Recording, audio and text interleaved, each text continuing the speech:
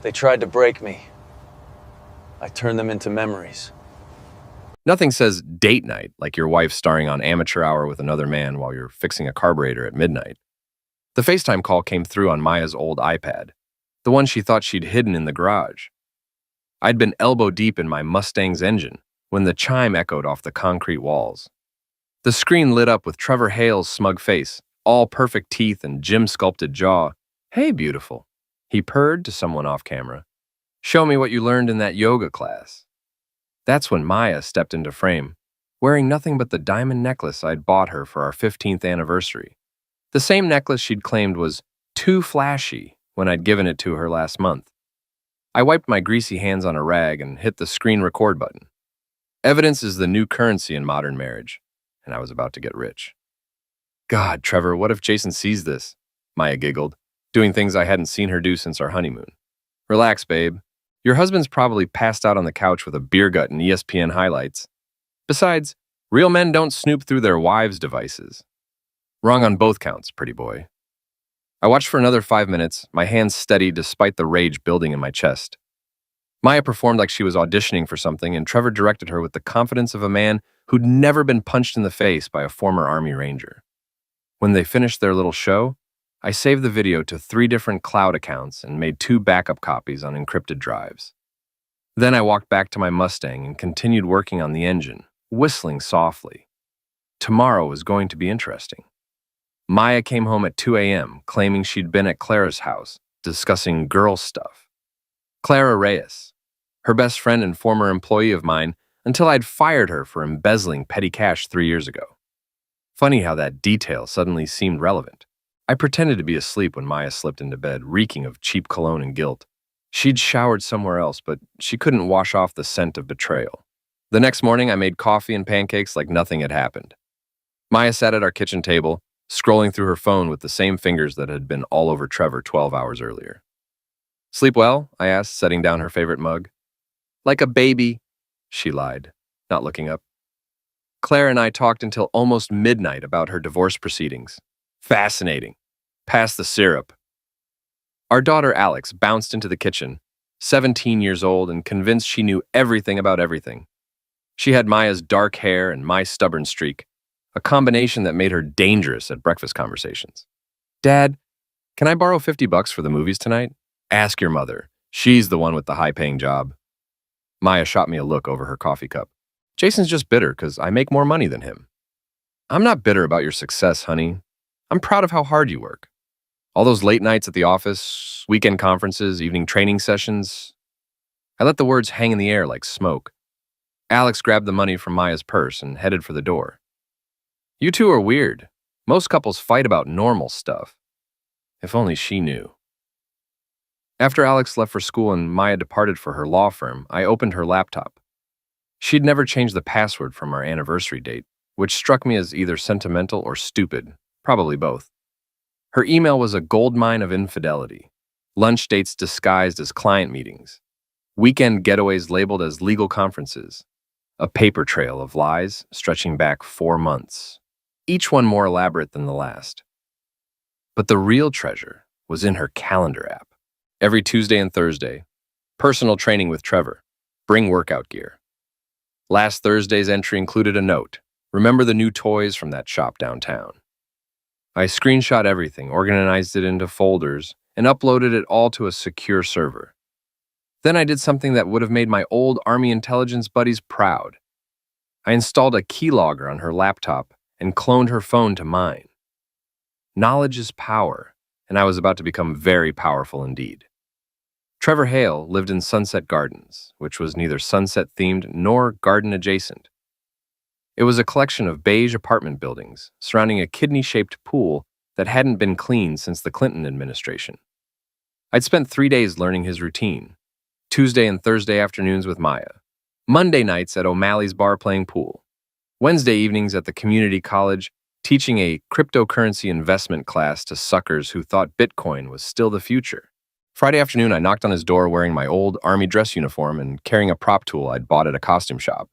The Magnum looked real enough to make an impression, especially to a civilian who'd probably never seen actual military hardware. Trevor answered in silk boxers and a tank top, probably expecting Maya for another training session. Jason Ford, I said, pushing past him into the apartment. Maya's husband. We need to talk. The color drained from his face like water from a broken sink. Look, man, I don't know what you think is happening, but nothing. I pulled out the prop tool and set it on his coffee table between a stack of fitness magazines and an empty protein shake container. Sit down, Trevor. We're going to have a conversation about respect. He sat. Hard. That's a beautiful piece, I said, nodding toward the fake Magnum. Military issue. I carried one just like it in the Middle East. You know what we used to do with our tools at the end of each day? Trevor shook his head, his eyes locked on the tool. We cleaned them, polished them until they gleamed. It's a ritual, really. Shows respect for the tool that keeps you alive. I picked up the prop tool and held it out to him. I think you should polish this one, Trevor. Show some respect. I don't understand. Sure you do. You've been playing with my wife like she's your personal toy. Now you get to play with mine. I pulled out my phone and started recording. Polish it, Trevor. Use that mouth that's been whispering sweet lies to Maya. What happened next would have made excellent blackmail material if I'd been that kind of person. Instead, I just wanted to watch a smug gym trainer when I realized he wasn't the alpha male he pretended to be. When Trevor finished his humiliating talent, I put the prop tool away and sat across from him. Here's what's going to happen, I said, pulling out a manila envelope. Maya's going to sign these separation papers. She's going to transfer her half of the house to me. And you're going to disappear from our lives like a bad dream. You can't make us. I slapped him. Not hard enough to cause permanent damage, but firm enough to get his attention. Trevor's head snapped to the side, and when he looked back at me, there were tears in his eyes. I just did, I said. Maya will be here in 20 minutes for your usual Thursday appointment. When she arrives, you're going to show her this video of you polishing my tool, and then you're both going to sign these papers. Understood? Trevor nodded, holding his cheek. Good boy. Maya arrived exactly on schedule, carrying a gym bag that definitely didn't contain workout clothes. She found Trevor sitting on his couch, staring at his phone like it contained the secrets of the universe. What's wrong, baby? She asked when setting down her bag. You look like you've seen a ghost. Your husband was here? Trevor mumbled. Maya's face went through several expressions in rapid succession. Confusion, fear, anger, and finally calculation. She was a divorce attorney, after all. Damage control was her specialty. What did he want? Trevor showed her the video on his phone. Maya watched her lover debase himself with my prop tool, and I could see her legal mind working through the implications. This is extortion, she said finally. We can have him arrested. With what evidence? He never threatened me directly, never claimed the tool was real, never asked for money. Trevor's voice was hollow. I looked it up online. It's a perfect replica, but it's just a toy. Maya sank onto the couch beside him. So what does he want? For you to sign separation papers, and for me to disappear. I chose that moment to step out of Trevor's bedroom, where I'd been waiting with a digital recorder and a backup camera. Hello, darling, I said to Maya. Don't you look lovely today? Maya jumped like she'd been electrocuted. Jason, what are you doing here? Collecting evidence for our divorce proceedings. You know how thorough I can be when I put my mind to something. I gestured around Trevor's apartment, taking in the scattered clothes and the bottle of wine on the counter. This is quite the love nest you two have built. You can't just break into someone's home. I didn't break in. Trevor invited me. Didn't you, Trevor? Trevor nodded miserably. See? All perfectly legal. Now, about those papers. Maya tried to negotiate, of course, offered me a counter-settlement, threatened legal action, even attempted to seduce me with promises of counseling and renewed commitment. But I'd moved beyond the bargaining stage of grief and landed squarely in acceptance. She signed the papers. Trevor signed a statement admitting to the affair and agreeing to cease all contact with my family. I got everything on video with timestamps and GPS coordinates. Then I sent copies to Maya's law firm partners, her parents, and Alex's school principal with a note explaining that there might be some family disruption in the coming weeks. By sunset, Maya's phone was ringing constantly. By midnight, her career was effectively over. Small towns are like ant colonies. Disturb one part, and the whole structure shifts to accommodate the chaos. Maya's public humiliation sent ripples through every social circle we'd inhabited for the past decade. The video of Trevor's tool polishing session went viral on local social media within hours. Someone had leaked it from the law firm, probably one of Maya's rivals, who'd been waiting years for her to stumble. I played the wounded husband perfectly, showing up at O'Malley's bar with a hangdog expression and a carefully crafted story about betrayal and heartbreak. 15 years, I told Big Mike, the bartender who'd been serving our neighborhood since before Alex was born. 15 years, and she throws it away for some muscle-bound pretty boy who probably can't balance his own checkbook. That's rough, Jason. Maya always seemed like she had her head on straight. That's what I thought too. But apparently I was just the stable provider while she shopped around for excitement.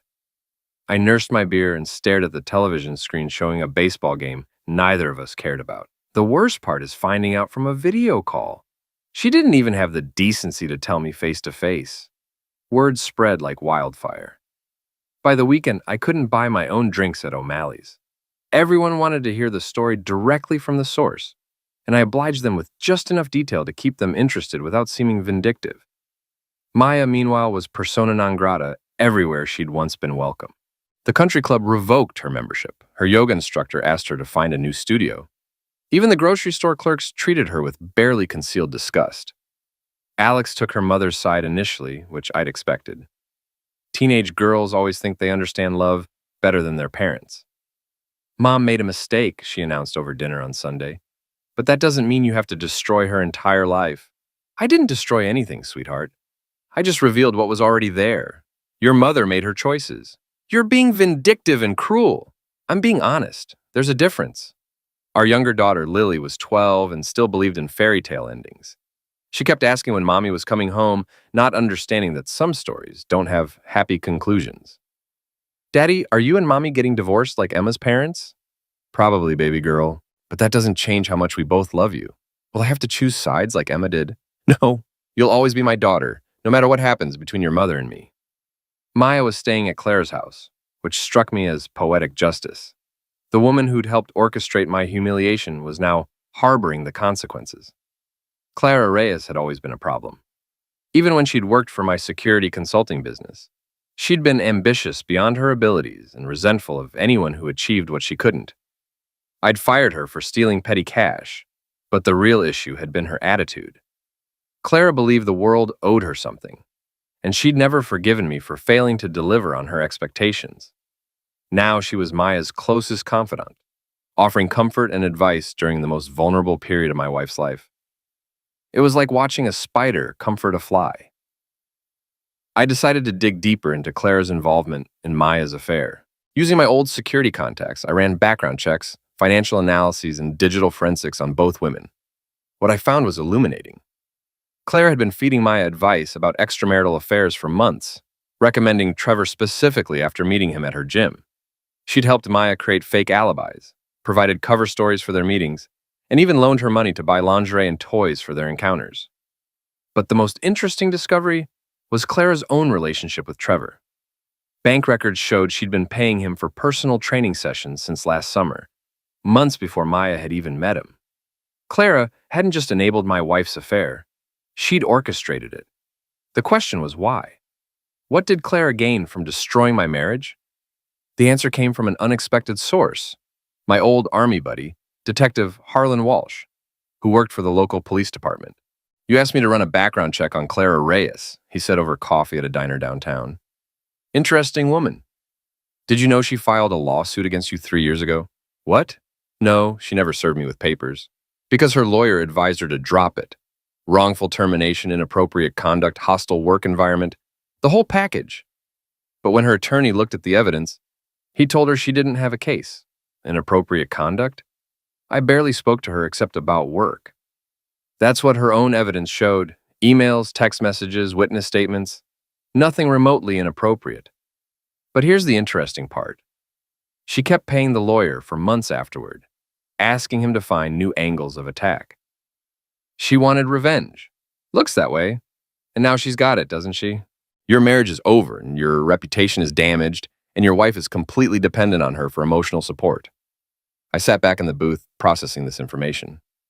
Clara had played a longer game than I'd realized, using Maya as a tool against me while positioning herself as the savior. There's more.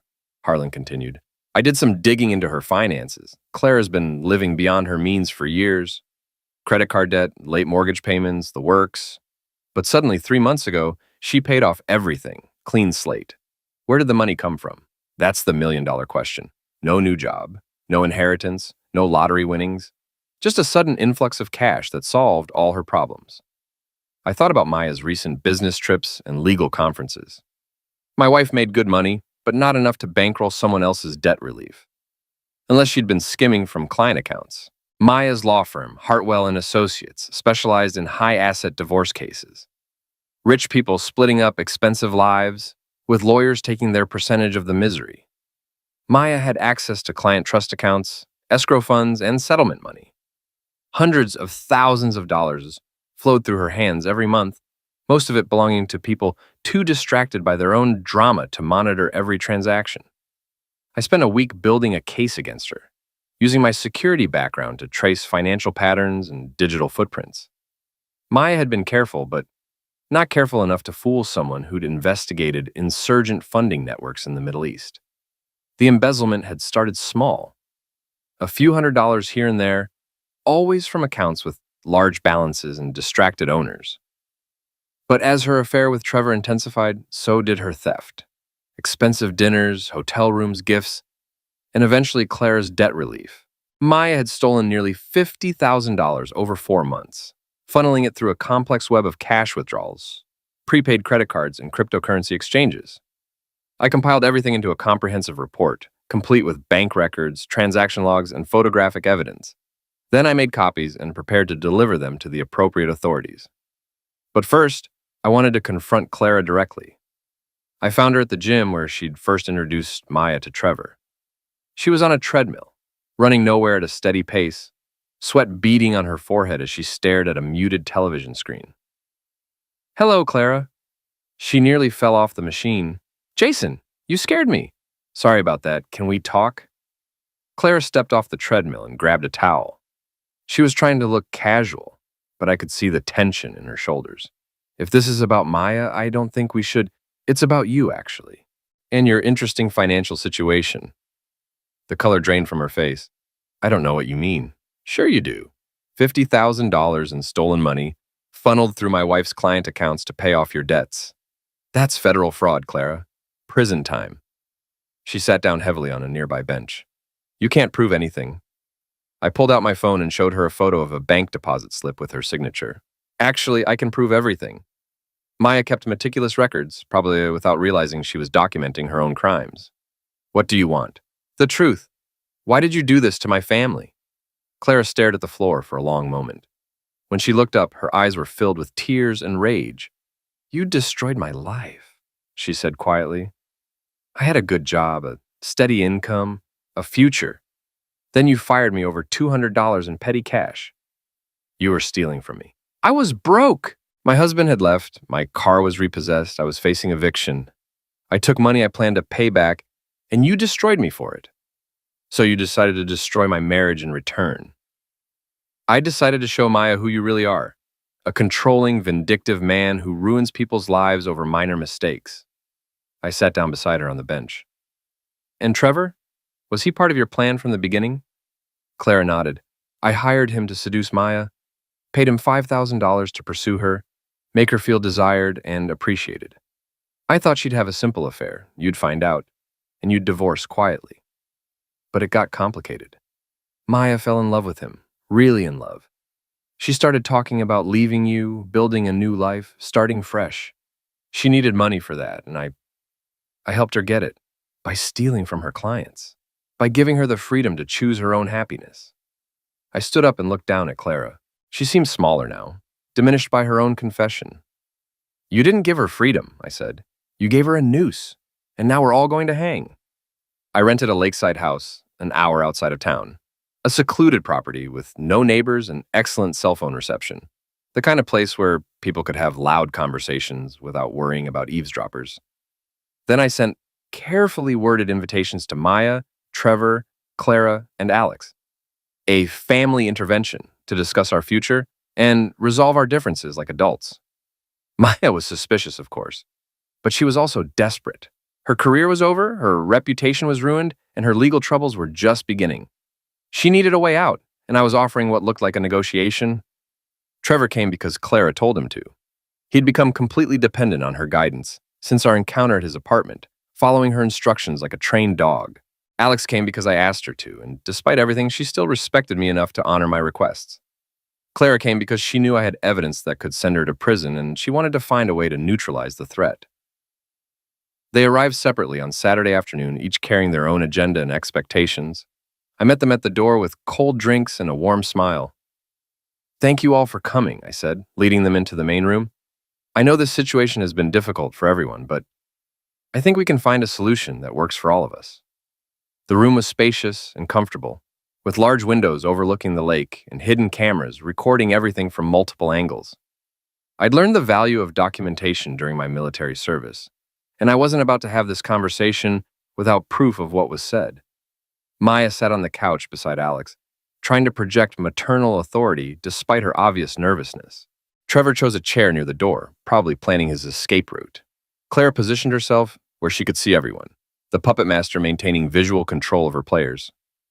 "Before we begin," I said, "I want everyone to understand that this conversation is being recorded for legal purposes. If anyone objects, they're free to leave." No one moved. "Good. Now, let's talk about the elephant in the room.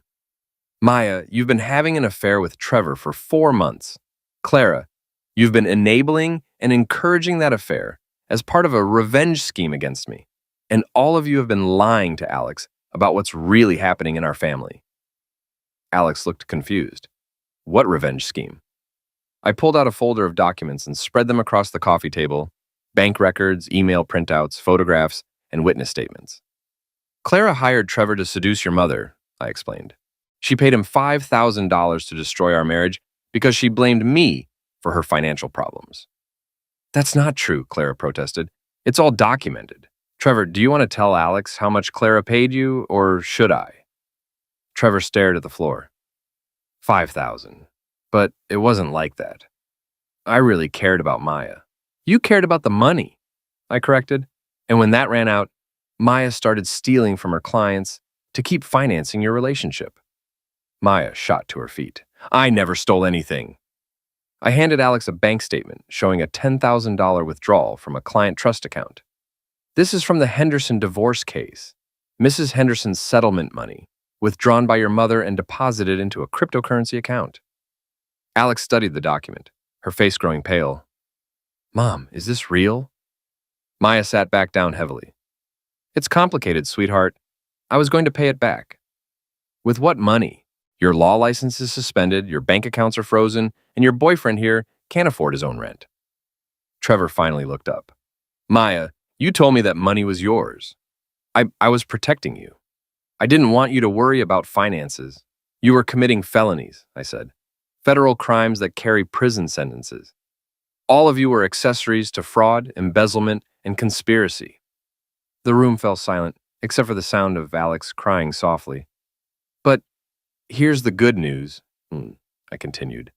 "I'm prepared to make this all go away." "What do you want?" Maya asked. "Full custody of both girls, the house, the cars, and all joint assets. Your written confession to the embezzlement, with a commitment to make full restitution. And Trevor and Clara disappear from our lives permanently." "And if we refuse?"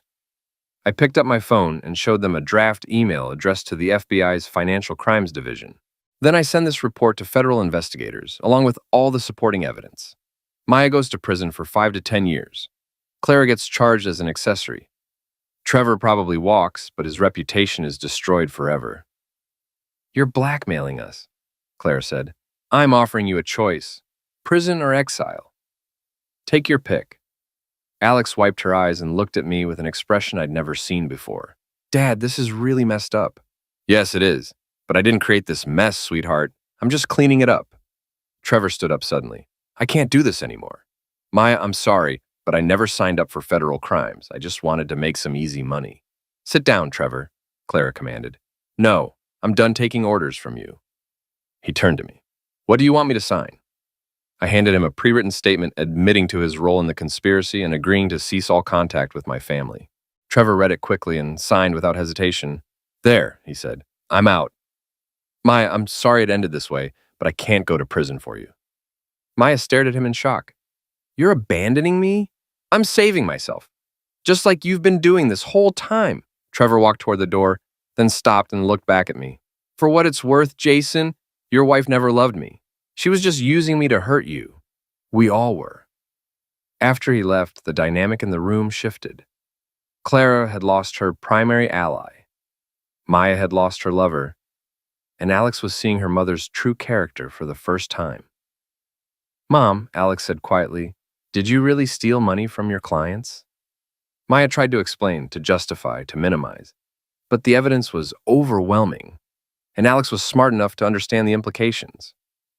I was going to pay it back, Maya repeated. It was just temporary. Temporary fraud is still fraud, I said, and $50,000 isn't petty cash. Clara made one last attempt to regain control. Maya, don't listen to him. We can fight this. Hire a good lawyer, claim entrapment, argue that Jason forced you into this situation. With what money? Maya asked. I'm broke, unemployed, and facing federal charges. Jason's offering me a way out. He's offering you exile and poverty. He's offering me freedom, Maya corrected. The chance to start over without going to prison. I pulled out the separation agreement and divorce papers. Everything's already prepared. Sign these and you can walk away from this mess. Refuse and face the consequences. Maya read through the documents carefully, her legal training evident in how she examined each clause and condition. She was losing everything, but she was avoiding something much worse. What about the girls? She asked. Supervised visitation until you've made full restitution and completed counseling. After that, we'll reassess. And Clara? Clara's problems are her own. She can explain to the FBI why she orchestrated this conspiracy, or she can disappear and hope they never find her. Clara stood up abruptly. This is insane. Maya, you can't let him dictate terms like this. I can and I will, Maya said, signing the papers. I'm tired, Clara. Tired of lying, tired of stealing, tired of pretending this was ever going to end well. Clara stared at her in disbelief. After everything I did for you? Everything you did to me, Maya corrected. You used me to get revenge on Jason, and I was too stupid to see it. Clara looked around the room, realizing she was completely alone. No allies, no leverage, no options. Fine, she said, but this isn't over, Jason. You think you've won, but you've just made enemies for life. I can live with that, I replied. After Clara stormed out, and Maya left to pack her belongings, I sat alone with Alex by the lake. The sun was setting, painting the water in shades of gold and crimson. Are you proud of yourself? Alex asked. I'm satisfied, I said, or there's a difference. You destroyed Mom's entire life. Your mother destroyed her own life. I just documented the process. Alex threw a stone into the water, watching the ripples spread across the surface. What happens now? Now we rebuild. You and Lily and me. We figure out how to be a family again. Without Mom. Your mother made her choices, sweetheart. She chose Trevor over our marriage. She chose theft over honesty. She chose Clara's revenge scheme over our family's stability. I didn't force her to do any of those things. But you forced her to face the consequences. Yes, I did. Because consequences matter. Actions have results, and people need to be held accountable for their decisions. Alex was quiet for a long time, processing everything she'd learned. Finally, she looked at me with eyes that seemed older than her 17 years. Dad, are you the good guy or the bad guy in this story? I considered the question carefully. I'm the guy who got tired of being played for a fool. Whether that makes me good or bad depends on your perspective. And what's your perspective? That I did what I had to do to protect my family and my future. Everything else is just noise. We drove home in comfortable silence, both of us understanding that our relationship had changed forever. Alex had seen her father at his most ruthless, and I had shown her that sometimes the world requires ruthless men to set things right. Over the next few weeks, the consequences of that lakeside confrontation rippled through our small town like aftershocks from an earthquake. Maya moved to another state, taking a job as a paralegal while she worked to pay back the money she'd stolen. She sent letters to Alex and Lily, trying to explain her actions and maintain some connection with her daughters. Trevor disappeared entirely, probably to start fresh somewhere else with a new identity and a new set of lies. I never saw him again, which was exactly what I'd wanted. Claire tried to fight the charges initially, hiring a lawyer and claiming she was innocent of any wrongdoing. But the evidence was overwhelming, and eventually she accepted a plea bargain that sent her to federal prison for 18 months. Alex struggled with the aftermath, torn between loyalty to her mother and respect for the truth. She started seeing a counselor, which helped her process the complex emotions of watching her family implode. Lily adapted more easily, probably because she was younger and more resilient. She missed her mother, but she understood that some people make mistakes that can't be easily forgiven.